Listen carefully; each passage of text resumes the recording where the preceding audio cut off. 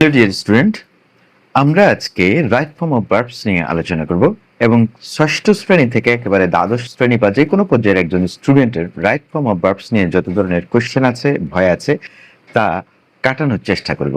যদি শুরু থেকে শেষ পর্যন্ত ভিডিওটি মনোযোগ সহকারে দেখো তাহলে অবশ্যই তোমরা রাইট ফর্ম অফ ভার্বস নিয়ে বেশ বেশ কিছু প্রশ্নের উত্তর পেয়ে যাবে।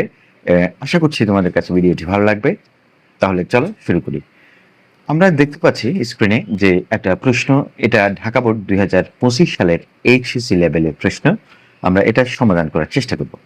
এখানে প্রথম যেটা দেয়া আছে, in this world truth reign, ব্র্যাকেটে দেয়া আছে রেইন ওভার ফলসহুড, মানে এই পৃথিবীতে সত্য কি করতে পারে, মিথ্যার উপর রাজত্ব করতে পারে। এটা একটা চিরন্তন সত্য কথা।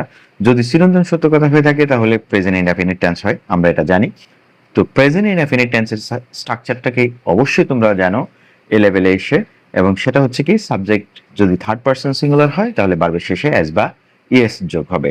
তাহলে এখানে আমরা ট্রুথ দেখছি সাবজেক্ট হিসেবে এবং রেইন হয়ে যাবে রেইনস। রেইনস, ঠিক আছে। তাহলে যেহেতু থার্ড পারসন সিঙ্গুলার সেজন্য ভার্বের শেষে অ্যাজ বা ইএস যোগ হলো। আচ্ছা, এরপরে যে সেন্টেন্সটা আছে সেটা হচ্ছে কি, those who are always in the habit of speak the truth dash respect everywhere. তাহলে এখানে গিয়ে সেন্টেন্সটা শেষ হচ্ছে। দোজ, আমাদেরকে মাথায় রাখতে হবে যে জিনিসটা, সেটা হচ্ছে এই সাবজেক্টটা হচ্ছে এখানে এই সেন্টেন্সের দোজ, এবং দোজটা হচ্ছে প্লুরাল। দোজটা প্লুরাল যে কারণে এখানে ভার্ব হিসেবে আর আসছে। তাহলে দোজ হু আর, এটাকে অ্যান্টিসিডেন্ট বলা হয়। মানে হু এর পরে, হু হোয়াট এর পরে যদি সাবজেক্ট না থাকে সেক্ষেত্রে যে ভার্বটা বসবে তা ফলো করা হচ্ছে এর সামনের সাবজেক্টকে। তাহলে দোজটা হচ্ছে প্লুরাল, সেজন্য আর। ঠিক একই ক্ষেত্রে আমরা পরে যে ভার্বটা ব্যবহার করব সেক্ষেত্রেও আর বা প্লুরাল ব্যবহার করতে হবে আমাদেরকে, কেমন? তাহলে those who are always in the habit of, ও এখানে তাহলে অফ আছে। অফ হচ্ছে কি, হ্যাবিট অফ, এটা একটা ফ্রেজাল ভার্ব। আমরা হ্যাবিট অফ, এটা একটা ফ্রেজ। হ্যাঁ, হ্যাবিট অফ এটা একটা ফ্রেজ। আর প্রেপোজিশন অফ, আমরা জানি যে প্রেপোজিশনের পরে টু ছাড়া, প্রেপোজিশনের পরে যদি ভার্ব থাকে সেক্ষেত্রে ভার্বের শেষে আইএনজি যোগ হয়, তাহলে এটা হয়ে যাবে স্পিকিং। এটা কি হবে? স্পিকিং। মানে যদি প্রেপোজিশন থাকে এবং প্রেপোজিশনের পরে ভার্ব থাকে, সে ভার্বের শেষে কি করতে হয়? আইএনজি যোগ করে দিতে হবে, কেমন? তাহলে এটা হয়ে যাবে স্পিকিং। Speaking the truth. এ পর্যন্ত শেষ। এখন আসো এরপরে রেসপেক্ট এভরিওয়্যার। এখন কে রেসপেক্ট করে? ওই যে দোষ, ওইসব লোকেরা রেসপেক্ট করে। তাহলে প্লুরাল, এক্ষেত্রে দেখো নিজে নিজে না, আরেকজন রেসপেক্ট করে, সেজন্য এটা প্যাসিভ ভয়েস। আর প্যাসিভ ভয়েস হলে আমরা জানি প্যাসিভ ভয়েসের ক্ষেত্রে ভার্ব, টু বি ভার্ব এবং ভার্বের ফার্স্ট পার্টিসিপল ফর্ম হবে। রেসপেক্টের ফার্স্ট পার্টিসিপল হচ্ছে রেসপেক্টেড। রেসপেক্টেড, ঠিক আছে। আচ্ছা, তাহলে সেন্টেন্সটা টোটাল কি দাঁড়ালো? এখানে আর হওয়ার কারণ হচ্ছে কি, ওই যে একটু আগে বললাম দোজ প্লুরাল। তাহলে those who are always in the habit of speaking the truth are respected everywhere, সর্বত্র কে সম্মানিত হয়ে থাকে।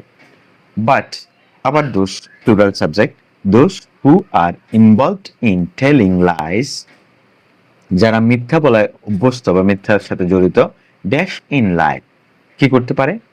শাইন করতে পারে? না, শাইন করতে পারে না।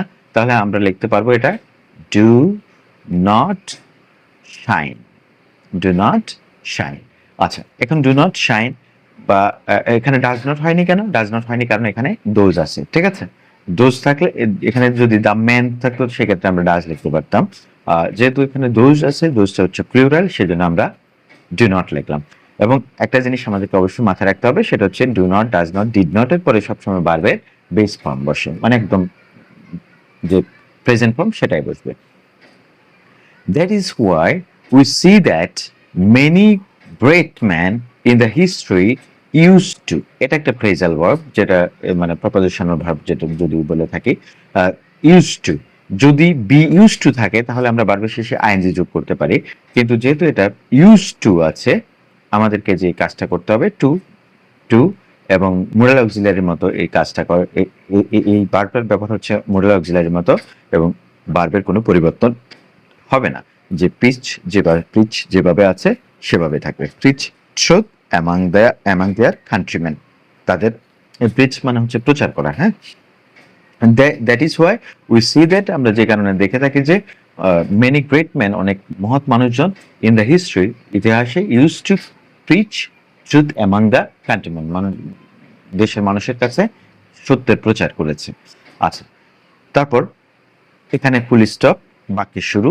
B truthful is essential for our society. দেখো, বাক্যের শুরুতে যদি বি ভার্ব থাকে, আমরা সেক্ষেত্রে ভার্বের শেষে আইএনজি যোগ করে দেব।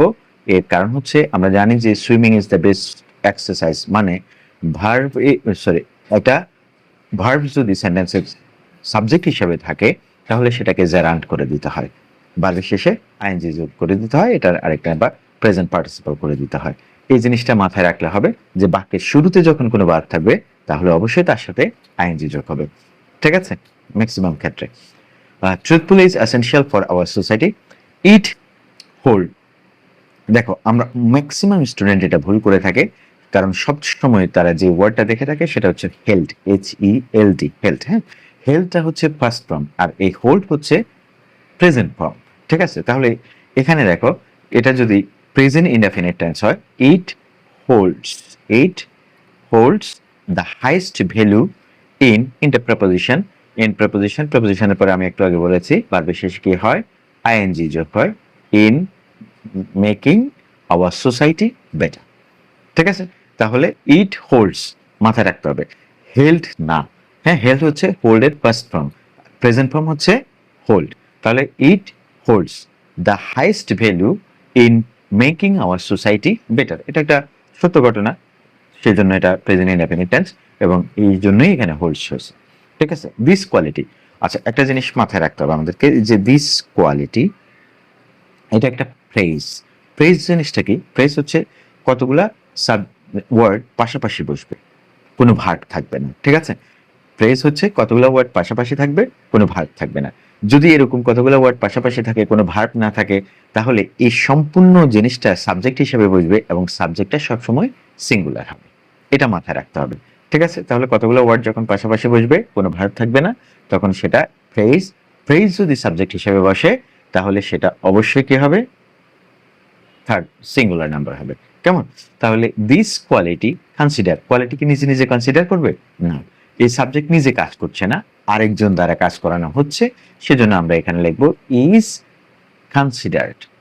Considered is considered as one of the essential factors that empower us from within. ঠিক আছে, a truthful man is a trust person. আচ্ছা, এখানে আসো আমরা একটু ভিন্নভাবে করি বিষয়টা। এই পারসনটা হচ্ছে নাউন। ঠিক আছে, সেন্টেন্সের স্ট্রাকচার অনুসারে নাউনের সামনে বসে হচ্ছে অ্যাডজেক্টিভ, নাউনের সামনে অ্যাডজেক্টিভ, অ্যাডজেক্টিভ সামনে অ্যাডভার্ব অথবা ডিটারমিনার বসে। তাহলে এই যে ডিটারমিনার বা আর্টিকেল বসলো, এরপরে নাও এখানে এটা অ্যাডজেক্টিভ হবে, ট্রাস্ট অ্যাডজেক্টিভ হবে। অ্যাডজেক্টিভের বিশেষ এই যে এই ট্রাস্ট একটা ভার্ব, ভার্বের সকল ভার্বের ফার্স্ট পার্টিসিপল ফর্ম কি বলছি, সকল ভার্বের ফার্স্ট পার্টিসিপল ফর্ম অ্যাডজেক্টিভ। মনে থাকবে এটা, সকল ভার্বে। তাহলে ট্রাস্টের ফার্স্ট পার্টিসিপল ফর্ম হচ্ছে ট্রাস্টেড। কি হবে? Trusted, trusted person. And this trust build confidence in this in us. তাহলে দিস ট্রাস্ট, এই বিশ্বাস, বিল্ডস আস মানে আমাদের একদম প্রেজেন্ট ইনডেফিনিটেই হচ্ছে this trust, third person singular এবং ভার্বের শেষে অ্যাজ বাই এস যোগ হচ্ছে, builds confidence in us. Confidence makes us. আচ্ছা, এই যে মেক্স কথাটা এখানে ব্যবহৃত হলো, মেক্স আস, এরপরে আবার ফেল একটা ভার্ব আছে, তাহলে আমরা কি করব? এই যে মেক্সটা এখানে, এটা হলো পজিটিভ ভার্ব। ঠিক আছে, প্রযোজক ক্রিয়া, যেটা প্রযোজক ক্রিয়া, আরেকজনকে দিয়ে করিয়ে নেয়। ঠিক আছে, এখন এই প্রযোজক ক্রিয়ার ক্ষেত্রে যে জিনিসটা আমাদেরকে মাথায় রাখতে হবে, মেক, গেট, হেল্প, হ্যাঁ, এই ভার্বগুলোর পরে যদি অবজেক্ট হয়, কি হয়? অবজেক্টিভ কেস হয়, সেক্ষেত্রে এটা ভার্বের বেস ফর্ম বসবে, মানে ফেলে হয়ে যাবে, ফিল থাকবে, ফিল বেটার। ক্লিয়ার? তাহলে confidence makes us feel better. ঠিক আছে, এরপর হচ্ছে হোয়েন উই স্টার্ট, যখন আমরা শুরু করি, স্টার্টের পরে এই স্টার্ট ভার্বের পরে দুটো ব্যবহৃত হয়, দুটো জিনিস ব্যবহৃত হবে। স্টার্ট ভার্বের পরে গেটিং হতে পারে অথবা টু গেটও হতে পারে। স্টার্টের পরে আমরা, যেহেতু স্টার্ট একটা ভার্ব, দুইটা ভার্ব পাশাপাশি বসে না, একটা ভার্বের শেষে আইএনজি যোগ করে দিতে হয়, আমরা আইএনজি যোগ করে দিতে পারি। অথবা স্টার্ট এমন একটি ভার্ব যে ভার্বের পরে আইএনজিও যোগ হয়, আবার টুও ব্যবহৃত হয়, মানে ইনফিনিটিভও ব্যবহৃত হয়। ঠিক আছে, তো সেক্ষেত্রে আমরা এখানে লিখবো গেটিং হতে পারে, টু গেটও হতে পারে। কেমন? তাহলে when we start getting or to get comfortable with speaking the truth, we will begin to prosper. We will begin to prosper. আমরা উন্নতি করা শুরু করব। So we should try hard. Try hard. এই যে try এর একটা ভার্ব, আরেকটা ভার্ব এখানে আছে। try এর পরে আমরা সাধারণত to ব্যবহার করি। try to stay, হ্যাঁ, try to stay away from the lies. ঠিক আছে, তাহলে আমরা এখানে বেশ কিছু রুলস পেয়েছি যেগুলা রাইট ফর্ম অফ ভার্বসে আমরা ব্যবহার করব। এই ধরনের আরো ক্লাস পেতে অবশ্যই আমার চ্যানেলটিকে সাবস্ক্রাইব করবে অথবা ফেসবুক পেজ, এই ধরনের আরো ভিডিও পেতে আমার চ্যানেলটিকে সাবস্ক্রাইব করবে অথবা আমার ফেসবুক পেজ থেকে দেখে থাকলে অবশ্যই ফলো করে পাশে থাকবে। ধন্যবাদ সবাইকে।